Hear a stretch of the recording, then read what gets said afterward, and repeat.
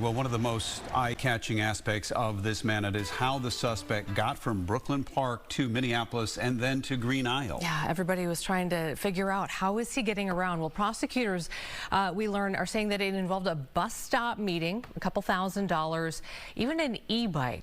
Fox 9's Paul Bloom is taking us through this part of the story. So, Paul, a lot coming to light here in these federal charges, obviously not as much in the state. You're covering the state side of things. What do we know today? Yeah, Amy, we're at the state, the government, Hennepin County Government Center, of course, the state courthouse, but clearly the legal case in this now focused in the U.S. District Court. But yes, we come through those same court filings. Obviously, we've been with you all weekend long as the state's largest manhunt unfolded, ending last night.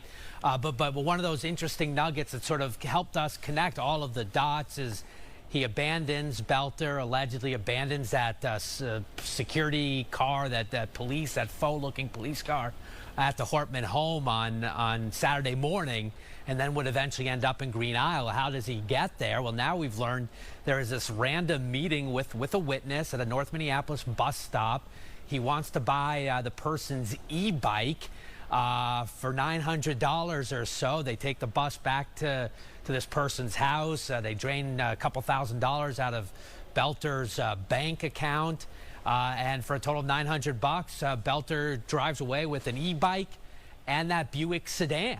And that Buick sedan would subsequently be abandoned near his home in Green Isle, which would subsequently lead to his surrender to authorities last evening. But yeah, this random meetup, we don't know how they met. There aren't a ton of details, but they had never met before. $900 got him the car, got him the e-bike. There were some reports that people actually saw him on the e-bike down there in Sibley County.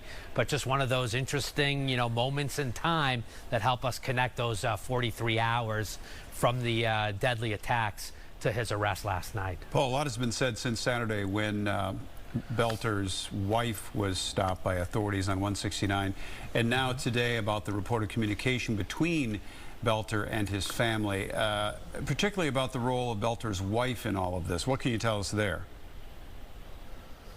Well, we're seeing text messages for the very first time. Communication between Boelter and the family while he's on the run. And not surprisingly, investigators quickly got up on Boelter's cell phone. So let's take a look at one of these messages. Boelter allegedly sending to a family group chat that includes his children, quote, "Dad went to war last night. I don't want to say more because I don't want to implicate anybody."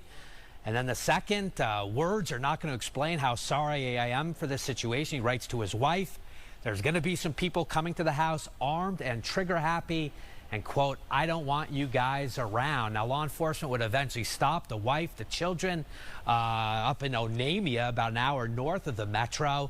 And in the car, it was interesting. They found, said today, $10,000 cash. They found family passports. They found a gun. Yet, there were questions. Why wasn't the wife at all taken into custody given what was found in that car? The answer we got today was the wife was cooperative. She had the legal right to carry that gun. The story made sense, and so far they've let the family go. But authorities made clear that if they do find that somebody aided, abetted, helped before, after, during, that they will come back and revisit potential charges against other people. But for now, the wife, the kids, we don't know where they are, but they certainly are not in any sort of custody. Hey, Paul, we just have a couple of seconds left here, but the one thing that jumped out to me is we knew that Brooklyn Park police had, they confronted the suspect. What we didn't know was that there was a bit of another interaction between police and the suspect prior to that. Can you let us know a little bit more about that? Yeah, that was New Hope. He visited the homes of 4 legislators early Saturday morning in New Hope. Word has started to spread that there's been a shooting at the senator's house, Hoffman's house.